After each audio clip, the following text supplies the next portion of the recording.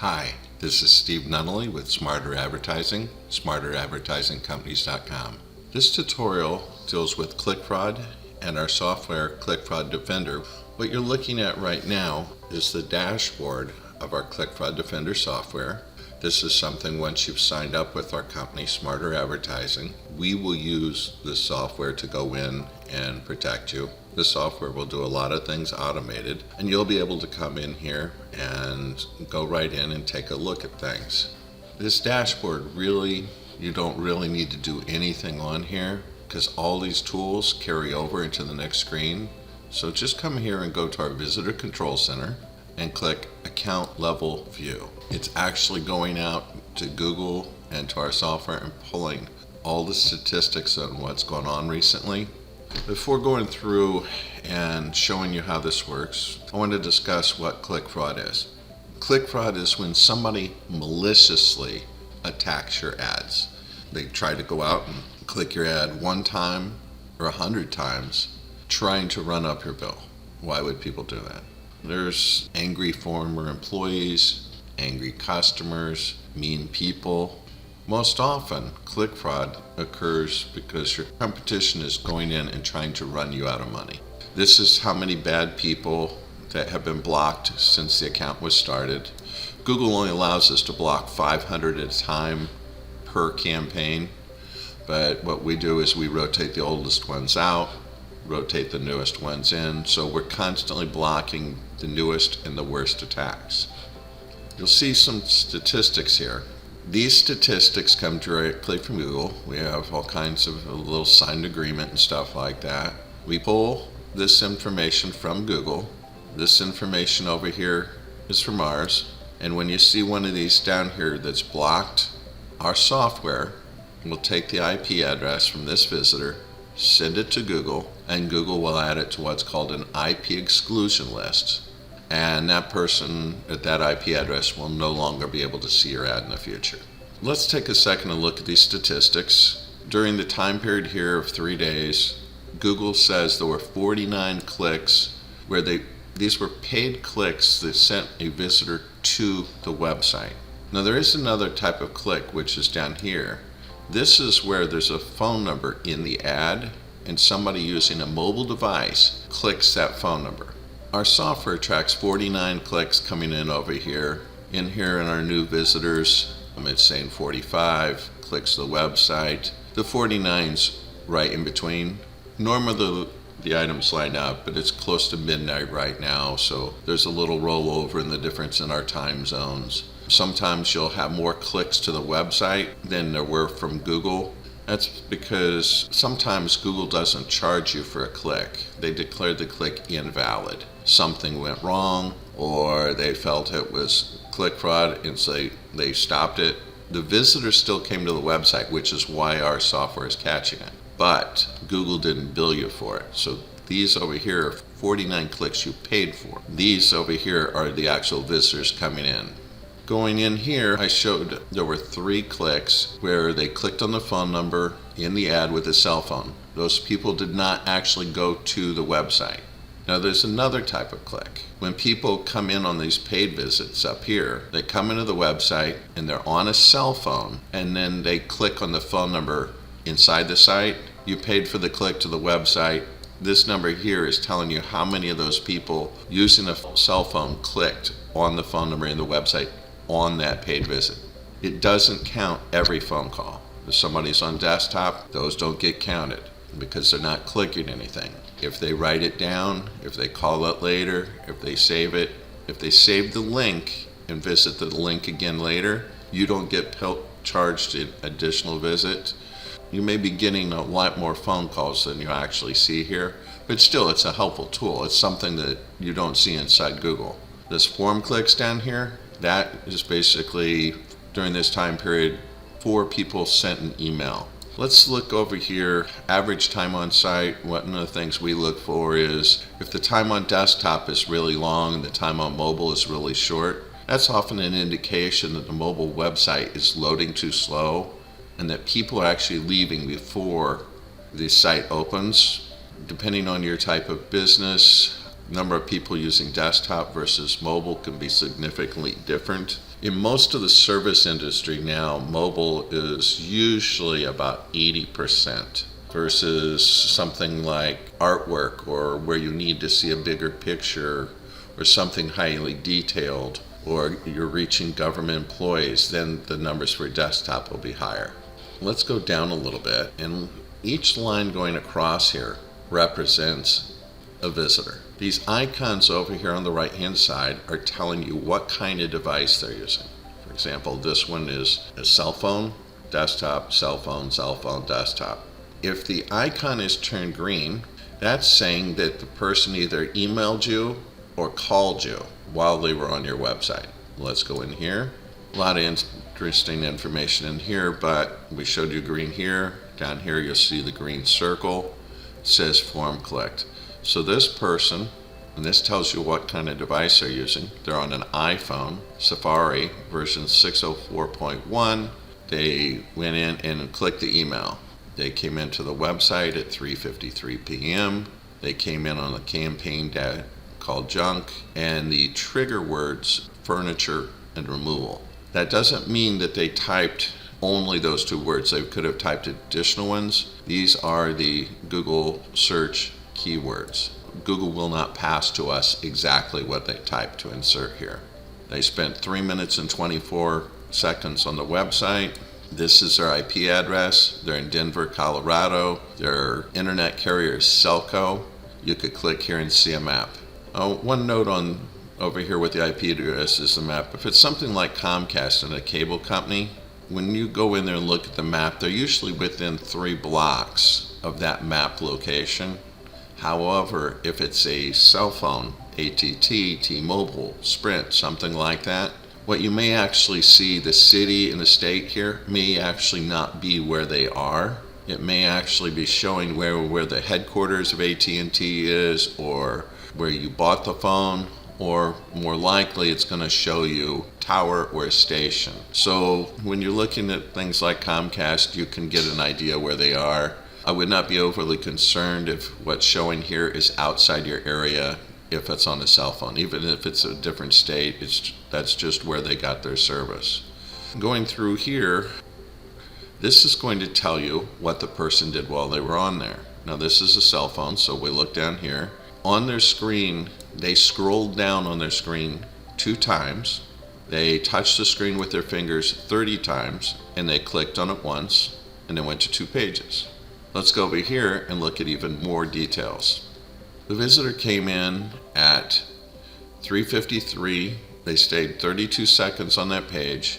That's the home page. This number over here, by the way, G stands for Google, CL stands for click, and ID, identification. So it's a Google Click identifier.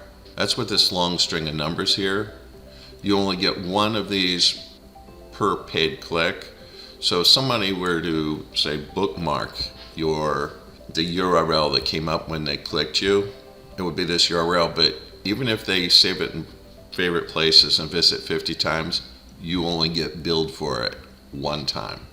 Our software here is not going to track how many times they came back. It's only going to track the paid visits. The other stuff would be too confusing, and it's not useful a conversation. So on the first page, they touched the screen 14 times, they scrolled twice, they clicked once. They went to another page, the Contact Us, where they stayed 3 minutes and 53 seconds.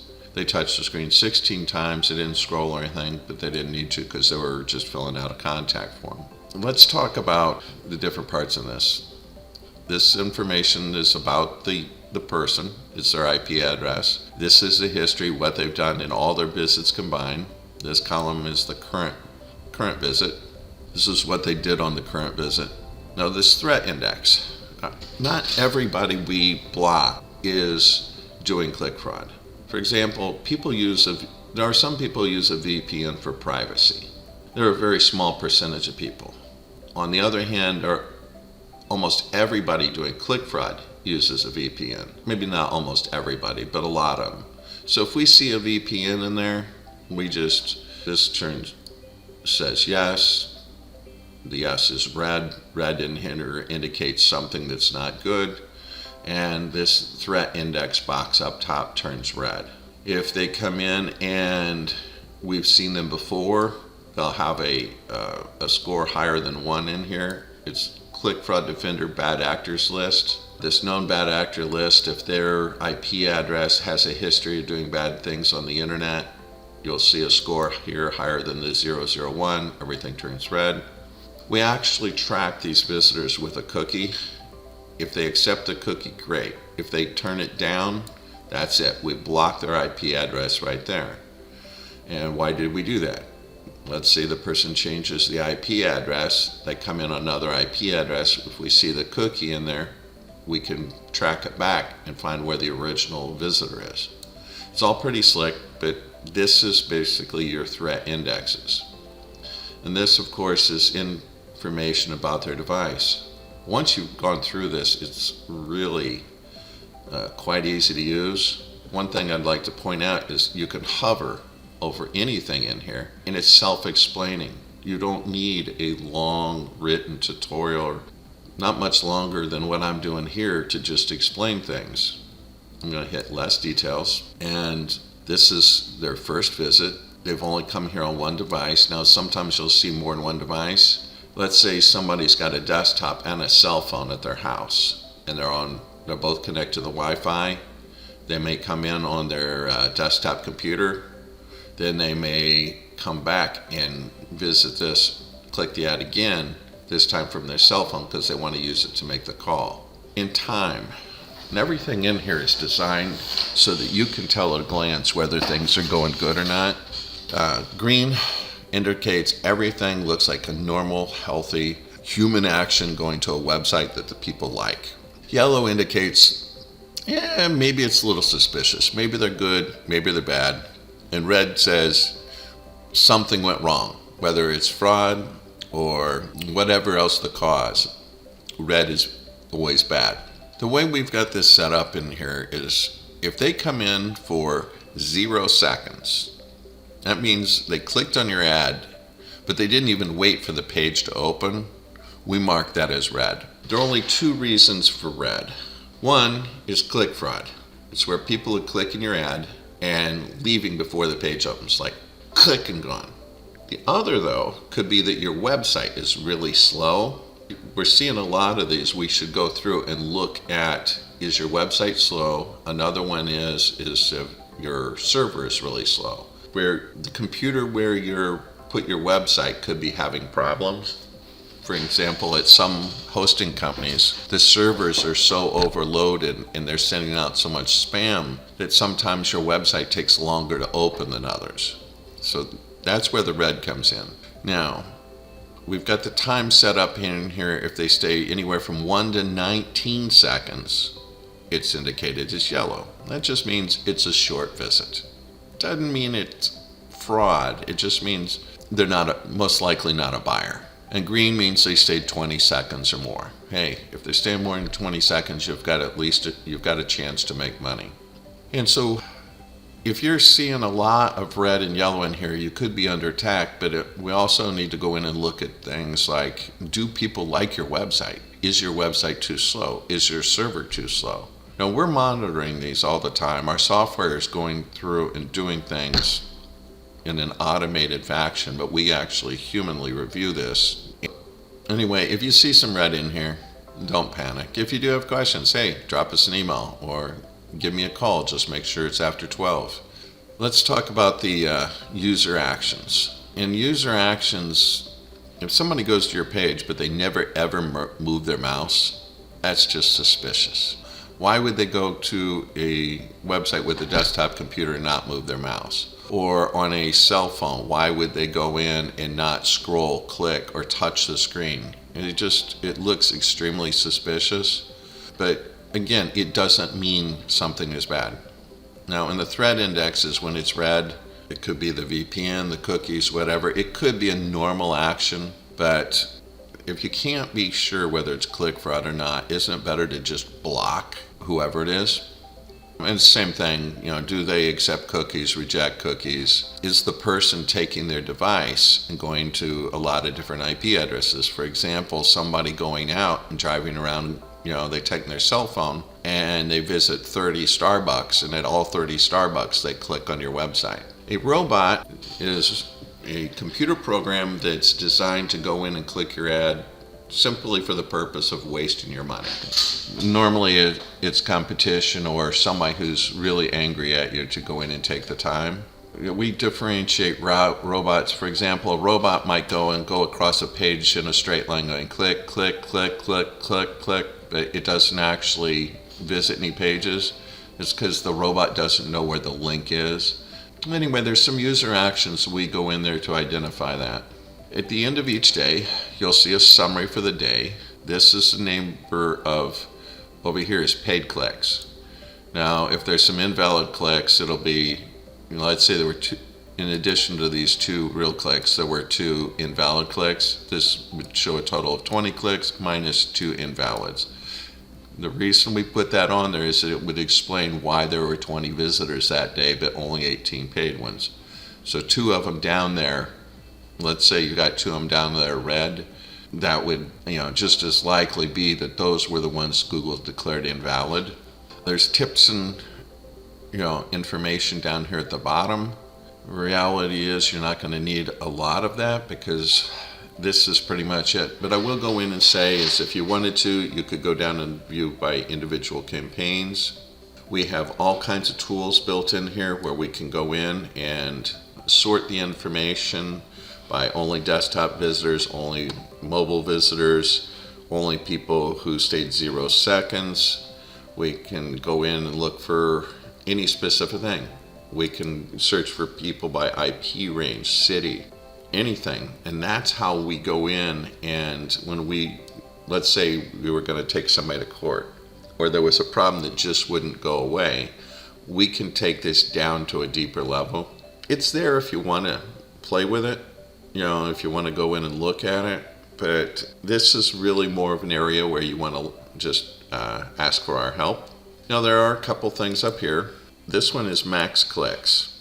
Google won't tell anybody what the click threshold is. Of course, I've gone in and clicked my own ad, 20 times a day. Found Google billed me 8 clicks a day. And for a new car dealer, you might want 6 clicks a day, but you'd still want to cut it off, not let anybody do that many clicks every day for 5 years. For different kinds of businesses, you might want more clicks or less clicks. For example, people in the junk industry, I usually allow 1 or 2 clicks forever. That's all it takes in that industry to get the sale. If they're going beyond that, it's a shopper. For a dentist, it might be 2 per day, 3 per week. A weight loss clinic, it might be 2 per day, 3 per week, 4 per month. And so what this does, it allows, based on the needs of your business, to set a limit on how many times people click you. Once they exceed that limit, ClickFraud Defender sends their IP address to Google. It takes about 30 minutes to an hour, and then Google will go in and add that to their IP exclusion list, and that's it. People can't see the ad anymore. And I mention this time limit because sometimes people say, hey Steve, I had the click limit set to 1, but I saw I got 4 visits in 10 minutes from somebody. Well, the 4 visits in 10 minutes and they all stay for like 2 or 3 seconds, that's definitely click fraud. Our software sends the block on that very first visit, but since it can take anywhere from 5 minutes to an hour for Google to process the information. Google doesn't process things one at a time. It saves them up and does them in batches. So if you run into that, that's simply that Google was slow to act on the block we sent.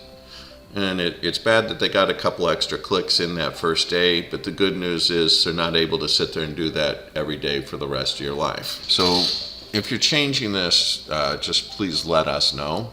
Now in here, this is called minimum time. Let's say you're allowing 2 clicks per visitor. Person coming in the first time, one person comes in and they only stay 2 seconds. Do you really, and let's say that click cost you $20. Do you really want that person to click your ad again? Absolutely not. If they come on the first visit for less than the minimum time, which we usually set it up for 20 seconds, but we can change it depending on the business type, or you can change it at your end. If they stay less than 20 seconds, Click Fraud Defender will take their IP address, send it to Google, and they will no longer be able to see the ad. On the other hand, let's say on that first visit they came in and stayed at a minute and a half. You want that person to be able to come back because they look like a prospective buyer. So we're setting a threshold. So everything else in here dealt with getting rid of click fraud. This gets rid of shoppers, just bad people that go into a website 4 or 5 times and only stay a couple of seconds each. Anyway, it's a great tool to help save you money so that your money gets spent on real buyers instead of just junk. We've got all kinds of different things in here, but I don't want to make this tutorial too long. There are more instructions, and most of the stuff has got, you can hover over things and it will explain them to you. Anyway, I hope you learned a lot during this tutorial, and I hope it helps increase your profits. Thank you. This is Stephen at Smarter Advertising, smarteradvertisingcompanies.com.